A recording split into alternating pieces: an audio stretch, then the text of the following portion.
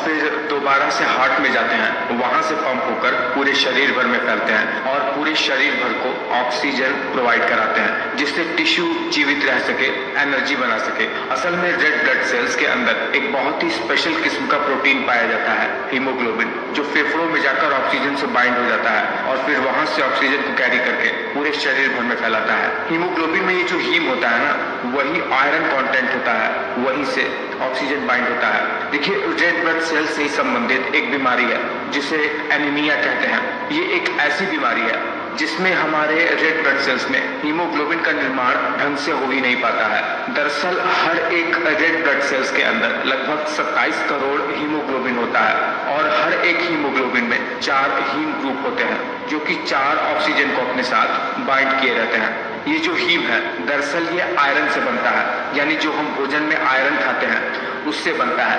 Haemoglobin में haem का मतलब आयरन कंटेंट होता है और ग्लोबिन नाम का एक प्रोटीन होता है।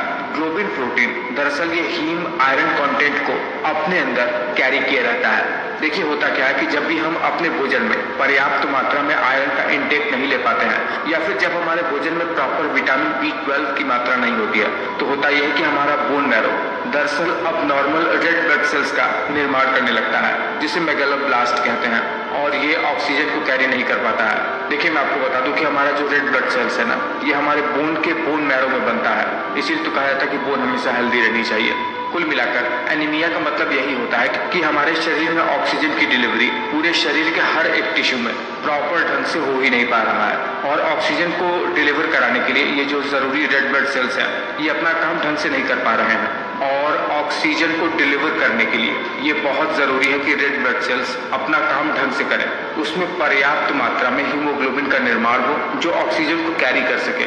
भारत की महिलाएं पूरे विश्व भर में सबसे ज्यादा एनीमिया की शिकार महिलाएं हैं, जो कि पूरे भारत के लगभग 60% महिलाओं की संख्या है। महिलाओं को जब पीरियड्स आते हैं तो उनका अच्छा खासा ब्लड लॉस होता है, और चूंकि भारत में उनका डाइट इतना अच्छा नहीं है, इसीलिए वो रेगुलरली आयरन कंटेंट कम होने की वजह से उचित मात्रा में हीमोग्लोबिन का निर्माण उनके शरीर में तो हो ही नहीं पाता है, इसीलिए वो अधिकतम एनीमिया का शिकार रहती हैं। औरतें ग्रीन लीफी जैसी चीजें बहुत ज्यादा नहीं खाती हैं, शायद इसीलिए जब किसी व्यक्ति का एक्सीडेंट हो जाए और उसका काफी ब्लड लॉस हो जाए तो भी उसे एनीमिया होने का खतरा काफी हद तक हो जाता है। और इसका एक बहुत ही छोटा सा रेयर कारण ये भी है कि खून तो बन रहा है, लेकिन वो किसी कारण से, चाहे वो इंटरनल कॉजेज हो या कुछ एक्सटर्नल कॉजेज के वजह से, जल्दी जल्दी ये डिस्ट्रॉय हो जा रहे हो। इसका सबसे अच्छा उपाय है कि आप डाइट में हरी पत्तेदार सब्जी खाएं, जैसे पालक हो गया, कोई साग हो गया, और फल लें जिसमें विटामिन B12 की मात्रा अच्छी खासी हो और विटामिन C की मात्रा भी।